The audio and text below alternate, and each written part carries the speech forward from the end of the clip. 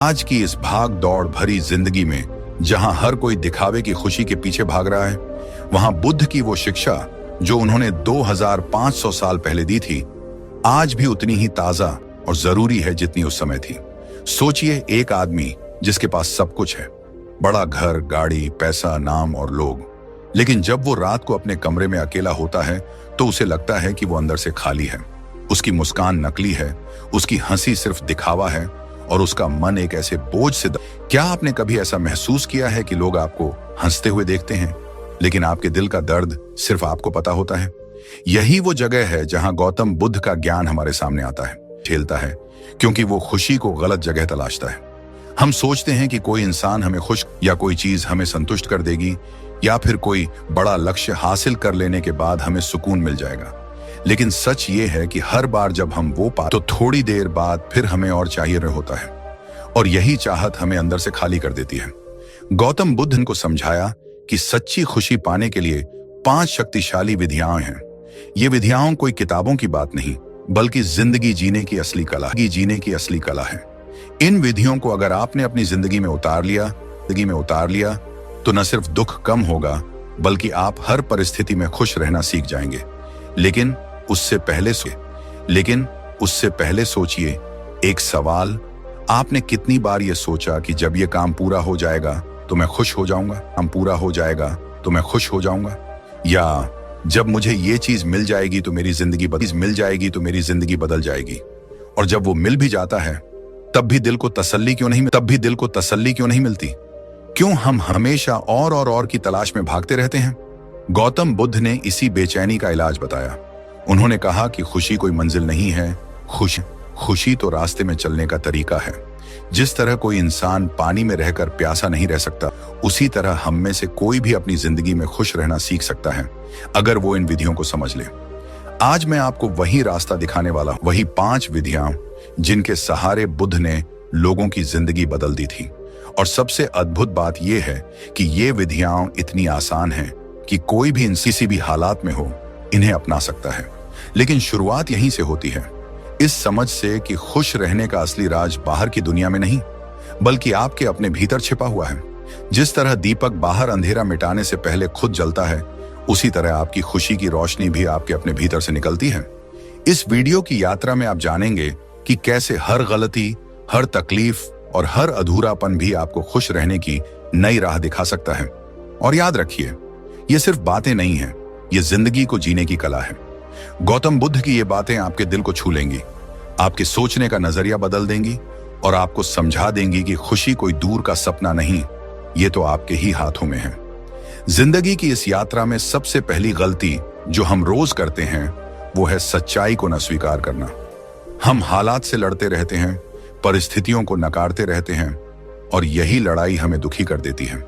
गौतम बुद्ध ने बहुत सरल शब्दों में कहा था, दुख का कारण हमारी अपेक्षाएं हैं, हमारी पकड़ है। जो है उसे स्वीकार कर लो, जो नहीं है उसके लिए लालसा मत पालो। यह वाक्य सुनने में आसान लगता है, लेकिन असल में इंसान की सबसे बड़ी चुनौती यही है। सोचिए, जब आपकी नौकरी में कोई मुश्किल आती है, जब कोई रिश्ता वैसा नहीं चलता जैसा आपने चाहा था, या जब जिंदगी आपके हिसाब से नहीं चलती, तो आप क्या करते हैं? आप गुस्सा होते हैं, रोते हैं, खुद को दोष देते हैं या दूसरों को कोसते हैं। लेकिन कभी ये सोचते हैं कि इन सब से आपकी स्थिति बदलती नहीं है, बल्कि आपका मन और भारी हो जाता है। यही गलती है जिसे हम रोज करते हैं। मनोविज्ञान भी यही कहता है कि इंसान का सबसे बड़ा संघर्ष बाहरी दुनिया से नहीं, बल्कि अपनी सोच और प्रतिक्रियाओं से होता है। अमेरिकन साइकोलॉजिस्ट कार्ल रॉजर्स ने कहा था, The curious paradox is that when I accept myself just as I am, then I can change. यानी असली बदलाव तब आता है जब आप पहले खुद को स्वीकार करना सीखते हैं। बुद्ध ने भी यही कहा था कि जीवन की सच्चाई से भागो मत, बल्कि उसे पहचानो और स्वीकार करो। हम रोज अपनी जिंदगी में छोटी छोटी बातों से परेशान हो जाते हैं, मसलन ट्रैफिक जाम में फंसना। अब आप झुंझला सकते हैं और चाहें तो इसे एक अवसर मान सकते हैं, गहरी सांसें लेने का, खुद से बात करने का, या किसी अच्छी सोच को पकड़ने का।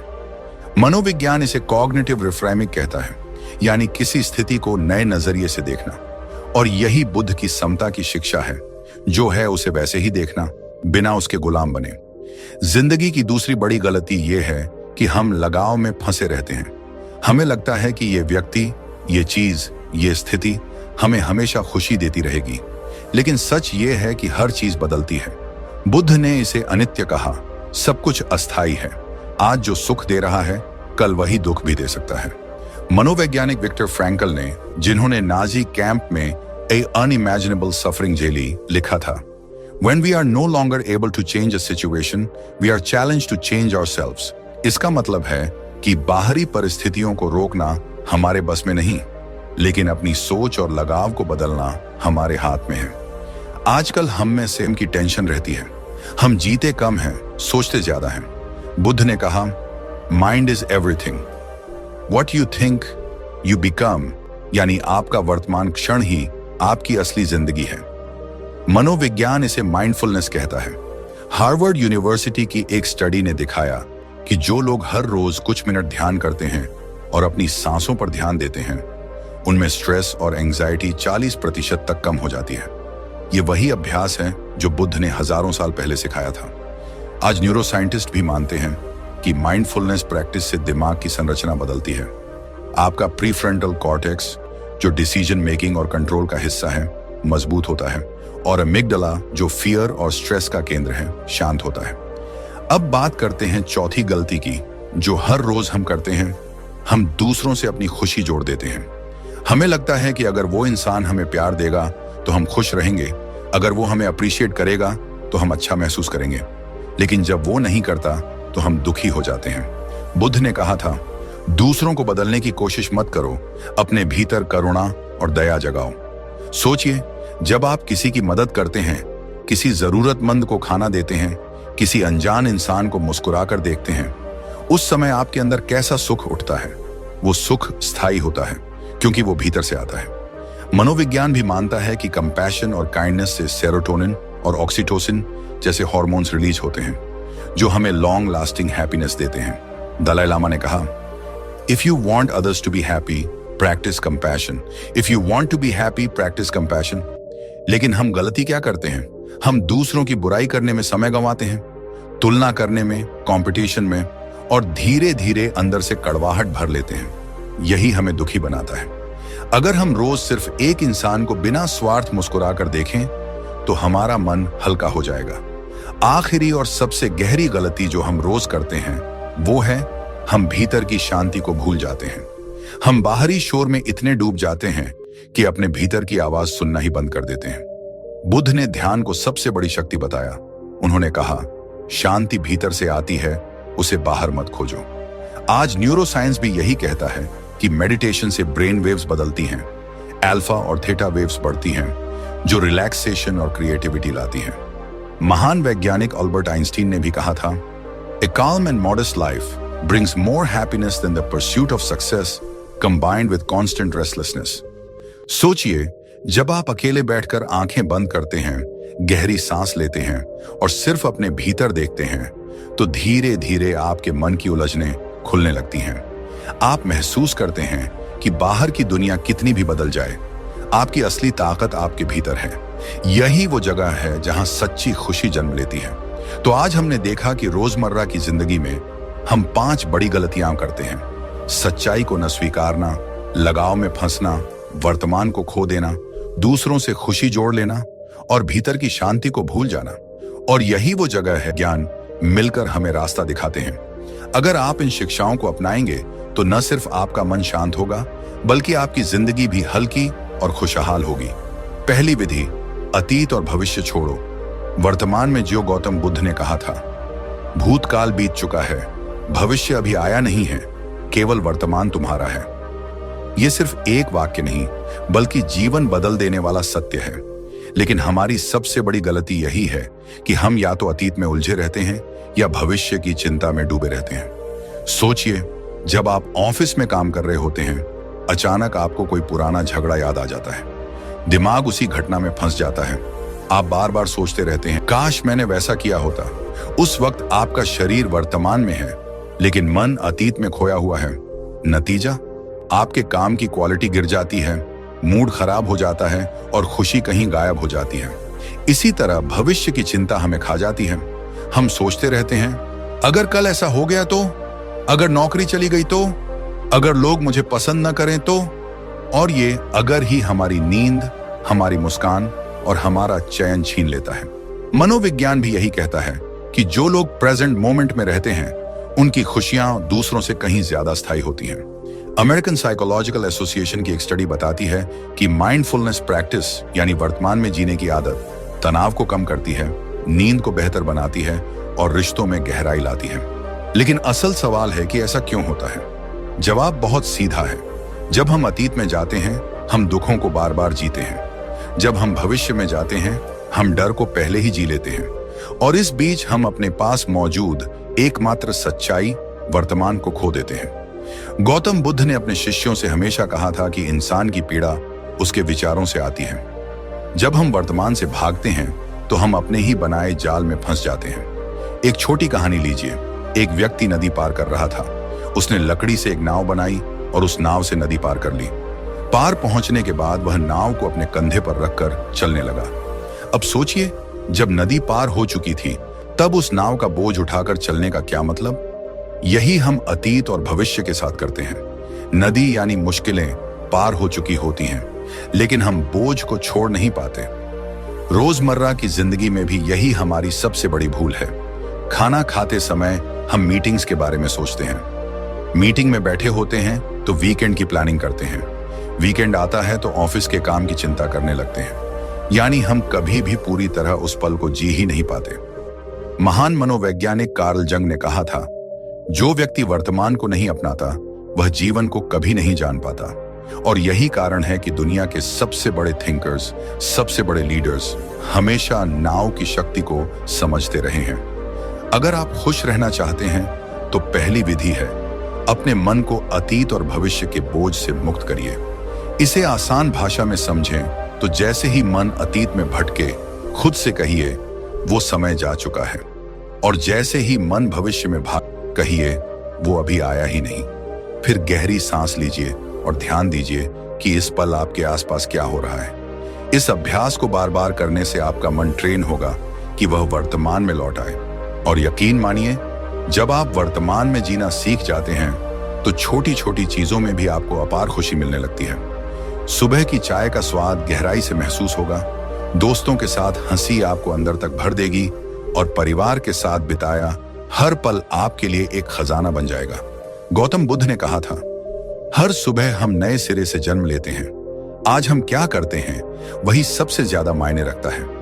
यही है वर्तमान की असली शक्ति। दूसरी विधि, इच्छाओं पर नियंत्रण रखो, संतोष को अपनाओ। गौतम बुद्ध ने कहा था, इच्छा ही दुख का मूल कारण है। यह वाक्य सुनने में बहुत साधारण लगता है, लेकिन अगर आप गहराई से सोचेंगे तो पाएंगे कि हमारी जिंदगी की 90% परेशानियां सिर्फ और सिर्फ हमारी अनियंत्रित इच्छाओं की वजह से हैं। मनोविज्ञान भी यही बात कहता है। हेडोनिक ट्रेडल नाम की एक थ्योरी बताती है कि इंसान चाहे कितनी भी चीजें हासिल कर ले, थोड़े समय बाद उसकी खुशी का स्तर फिर से वही का वही हो जाता है। यानी आप नया फोन लेते हैं, पहले दिन बहुत खुशी होती है, एक हफ्ते बाद वही फोन सामान्य लगने लगता है और फिर आपको एक और नया मॉडल चाहिए। इसी तरह प्रमोशन, गाड़ी, बड़ा घर, यह सिलसिला कभी खत्म नहीं होता। गौतम बुद्ध की शिक्षा यही थी कि जब तक हम और चाहिए की भूख से बाहर नहीं निकलेंगे तब तक खुशी कभी स्थायी नहीं होगी। इच्छाएं पूरी हों तो अहंकार बढ़ता है, अधूरी रहें तो दुख बढ़ता है। दोनों ही रास्ते हमें भीतर से खोखला कर देते हैं। एक बार एक राजा बुद्ध के पास आया। उसने कहा, भगवान मेरे पास सब कुछ है, धन, महल, रथ, दास दासी, फिर भी मैं दुखी हूं। ऐसा क्यों? बुद्ध मुस्कुराए और बोले, क्योंकि तुम्हारी प्यास कभी खत्म नहीं होती।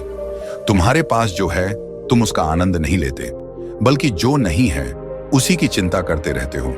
क्या ये बात हमारे जीवन में सच नहीं है? हम में से कितने लोग हैं जो सोचते हैं, अगर मुझे वो नौकरी मिल जाए तो मैं खुश रहूंगा, अगर मुझे वो रिश्ता मिल जाए तो मैं संतुष्ट हो जाऊंगा, अगर मेरी बैंक बैलेंस इतनी हो जाए तो मैं चैन से जी सकूंगा। लेकिन जैसे ही वो चीज मिलती है, गौतम बुद्ध ने सिखाया था कि संतोष सबसे बड़ा धन है।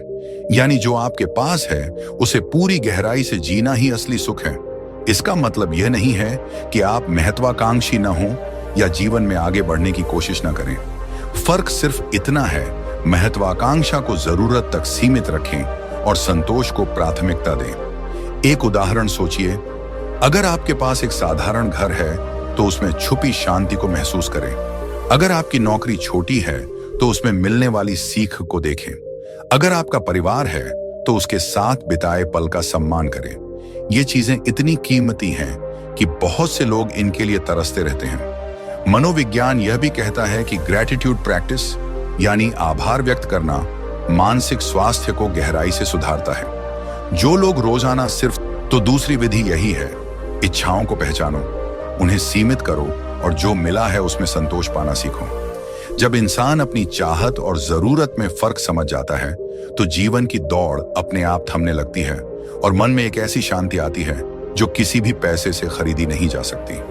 गौतम बुद्ध ने कहा था, संतोष धन है और जिसने इसे पा लिया उसने सच्ची दौलत पा ली। तीसरी विधि, मन पर नियंत्रण रखो, विचारों को दिशा दो। गौतम बुद्ध ने कहा था, हम जो सोचते हैं वही बन जाते हैं। ये वाक्य जितना छोटा है उतना ही गहरा भी है, क्योंकि हमारे जीवन का हर अनुभव, हर भावना, हर खुशी और हर दुख हमारी सोच की ही उपज है। जरा ठहर कर सोचिए, जब आप सुबह उठते हैं और सबसे पहले दिमाग में यह विचार आता है कि आज का दिन बहुत कठिन होगा, तो पूरा दिन सचमुच बोझिल हो जाता है। वहीं अगर सुबह ही आप खुद से कहते हैं, आज का दिन नए मौके लेकर आया है, तो पूरे दिन आपकी ऊर्जा बदल जाती है। मनोविज्ञान भी यही कहता है। कॉग्निटिव बिहेवियरल थेरेपी CBT के अनुसार इंसान की भावनाएं और उसका व्यवहार सीधे उसके विचारों से नियंत्रित होते हैं। यानी अगर आपके विचार नकारात्मक हैं तो आपका मूड भी गिर जाएगा और आपके कर्म भी वैसा ही हो जाएगा। लेकिन यहां हम रोजमर्रा में गलती करते हैं, हम अपने विचारों को सच मान लेते हैं। अगर मन कहता है तुम असफल हो, तो हम मान लेते हैं कि हाँ, मैं असफल हूं। अगर मन कहता है लोग मुझे पसंद नहीं करते, तो हम मान लेते हैं कि ये हकीकत है। जबकि सच ये है कि मन सिर्फ एक मशीन की तरह है जो लगातार विचार पैदा करता रहता है। उन विचारों पर विश्वास करना या न करना, ये चुनाव हमारा है। गौतम बुद्ध ने एक बार कहा था, मन एक बंदर की तरह है जो कभी स्थिर नहीं रहता। और यह बिल्कुल सही है। हमारा मन कभी अतीत में कूदता है, कभी भविष्य में, कभी डर लाता है, कभी गुस्सा। लेकिन अगर हम उसे पकड़कर शांत करना सीख लें तो वही मन हमारी सबसे बड़ी ताकत बन जाता है। रियल लाइफ में देखें तो यह बात बिल्कुल साफ नजर आती है। उदाहरण के लिए, 2 छात्र एक ही परीक्षा में असफल होते हैं। पहला छात्र सोचता है, मैं कभी सफल नहीं हो सकता। नतीजा यह है कि वह हार मान लेता है और कोशिश करना छोड़ देता है। दूसरा छात्र सोचता है, यह तो बस एक असफलता थी, मैं और मेहनत करूंगा। वही छात्र अंततः सफलता हासिल कर लेता है। फर्क दोनों की क्षमता में नहीं, बल्कि उनके विचारों में था। मनोविज्ञान के महान विद्वान विलियम जेम्स ने कहा था, मेरी पीढ़ी की सबसे बड़ी खोज यह है कि इंसान अपने विचारों को बदलकर अपनी जिंदगी बदल सकता है। यही बात बुद्ध ने सदियों पहले सिखाई थी। अब सवाल है, मन पर नियंत्रण कैसे पाएं? गौतम बुद्ध ने ध्यान मेडिटेशन को इसका सबसे बड़ा उपाय बताया। जब आप रोज कुछ देर शांत बैठकर अपने विचारों को आते जाते देखते हैं, तो आपको एहसास होता है कि मैं मेरे विचार नहीं हूं, मैं सिर्फ उन विचारों का दर्शक हूं। यह समझ आपके भीतर से डर, गुस्सा और चिंता को कम कर देती है। रोजमर्रा की जिंदगी में भी आप छोटे अभ्यास कर सकते हैं। मान लीजिए किसी ने आपको बुरा कह दिया। आमतौर पर हम तुरंत गुस्से में प्रतिक्रिया दे देते हैं, लेकिन अगर उस पल आप गहरी सांस लें और मन से कहें, यह उसका विचार है, मेरी सच्चाई नहीं, तो आप शांत रहेंगे और स्थिति संभाल लेंगे। इसी तरह जब भी नकारात्मक विचार आए, तुरंत खुद से सवाल पूछिए, क्या यह सच है या सिर्फ मेरा डर है? इस एक सवाल से आधे नकारात्मक विचार खत्म हो जाते हैं। तो तीसरी विधि यही है, मन को मालिक मत बनने दो, बल्कि उसका मालिक बनो। जब आप अपने विचारों को दिशा देना सीखते हैं, तो आपकी जिंदगी की दिशा अपने आप बदल जाती है। गौतम बुद्ध ने कहा था, एक अनुशासित मन इंसान को खुशी तक ले जाता है, जैसे ठंडी छांव थके हुए यात्री को शांति देती है। चौथी विधि, करुणा और मैत्री भाव अपनाओ, रिश्तों को हल्का बनाओ। गौतम बुद्ध ने कहा था, द्वेष कभी द्वेष से समाप्त नहीं होता, द्वेष केवल प्रेम से समाप्त होता है। यानी अगर हम अपने दिल में नफरत, गुस्सा और कटुता लिए बैठेंगे तो कभी भी शांति और खुशी को महसूस नहीं कर पाएंगे। यह दुनिया में सबसे गहरी सच्चाइयों में से एक है। इंसान का सबसे बड़ा दुख दूसरों से जुड़े हुए रिश्तों से आता है और इंसान की सबसे बड़ी खुशी भी इन्हीं रिश्तों से आती है। फर्क सिर्फ इतना है कि हम रिश्तों को कैसे जीते हैं। जरा सोचिए, कितनी बार आपने महसूस किया है कि आपकी सबसे ज्यादा चिंता, सबसे ज्यादा गुस्सा और सबसे ज्यादा दुख उन्हीं लोगों की वजह से होता है जिनसे आप सबसे ज्यादा प्यार करते हैं। कभी परिवार से, कभी दोस्तों से, कभी ऑफिस के लोगों से। यानी रिश्ते हमारे लिए वरदान भी हैं और कभी कभी अभिशाप जैसे भी लगते हैं। बुद्ध ने यही सिखाया था कि अगर हम रिश्तों को हल्का बनाना चाहते हैं तो करुणा और मैत्री भाव अपनाना जरूरी है। मनोविज्ञान भी यही कहता है। स्टैनफोर्ड यूनिवर्सिटी की एक रिसर्च बताती है कि जिन लोगों में कंपैशन यानी करुणा का स्तर अधिक होता है, उनका स्ट्रेस लेवल कम होता है, उनका इम्यून सिस्टम मजबूत होता है और वे अधिक समय तक खुश रहते हैं। लेकिन हमारी रोजमर्रा की गलती यही है कि हम रिश्तों में अपेक्षा बहुत रखते हैं। हम सोचते हैं, मैंने इतना किया, सामने वाले ने क्यों नहीं किया, या उसने ऐसा कहा तो मैं क्यों सहूं। यही अपेक्षा हमें भीतर से जला देती है। बुद्ध ने सिखाया था कि अगर आप सच्ची खुशी चाहते हैं तो दूसरों को क्षमा करना सीखो। क्षमा करना मतलब यह नहीं कि आप गलत को सही मान लो, बल्कि इसका मतलब है आप अपने दिल को उस बोझ से मुक्त कर दो। एक छोटी सी कहानी है। एक बार बुद्ध के पास एक व्यक्ति आया और दिन प्रतिदिन उन्हें गालियां देने लगा। बुद्ध हर बार शांत रहते। कई दिन बाद वह व्यक्ति खुद थक गया और बोला, मैं रोज तुम्हें बुरा भला कहता हूं, तुम कभी जवाब क्यों नहीं देते। बुद्ध मुस्कुराए और बोले, अगर कोई किसी को उपहार दे और दूसरा उसे स्वीकार न करे तो वह उपहार किसके पास रह जाता है। वह व्यक्ति बोला, जिसने दिया उसके पास। बुद्ध बोले, तो वही हाल गालियों का भी है। तुम गाली देते हो, मैं उसे स्वीकार ही नहीं करता, तो वो तुम्हारे पास ही रह जाती है। ये कहानी एक गहरी सच्चाई बताती है। अगर हम दूसरों के गुस्से, नफरत और नकारात्मकता को पकड़ कर रखते हैं तो वो हमें जला देती है। लेकिन अगर हम उसे स्वीकार ही ना करें तो हमारा मन शांत और हल्का बना रहता है। मनोवैज्ञानिकों का कहना है कि फॉरगिवनेस यानी क्षमा करने से मानसिक स्वास्थ्य में चमत्कारिक सुधार होता है। जिन लोगों ने दूसरों को क्षमा करना सीखा, उनमें एंजाइटी और डिप्रेशन का स्तर 40% तक घट गया। अब आप सोच रहे होंगे, ये सब सुनने में आसान लगता है, लेकिन असल में करना कैसे है? तो आइए इसे रोजमर्रा के उदाहरणों से समझते हैं। मान लीजिए आपके ऑफिस में कोई सहकर्मी हमेशा आपका अपमान करता है। आपका मन बार बार कहता है, मैं इसे सबक सिखाऊंगा, लेकिन जैसे ही आप गुस्से को पकड़ कर रखते हैं, आपका पूरा दिन खराब हो जाता है। अगर उसी स्थिति में आप मन में सोचें, ये उसका स्वभाव है, उसकी समस्या है, मैं अपनी शांति क्यों खोऊं, तो आप हल्का महसूस करेंगे। आप अपने काम पर ध्यान देंगे और वही इंसान आपको डिस्टर्ब नहीं कर पाएगा। इसी तरह परिवार में भी रिश्तों में छोटी छोटी बातें होती रहती हैं। कभी किसी ने आपकी बात का जवाब नहीं दिया, कभी किसी ने आपकी उम्मीद पूरी नहीं की। अगर हम हर छोटी बात को दिल पर लेकर बैठ जाएंगे तो रिश्ते बोझ बन जाएंगे।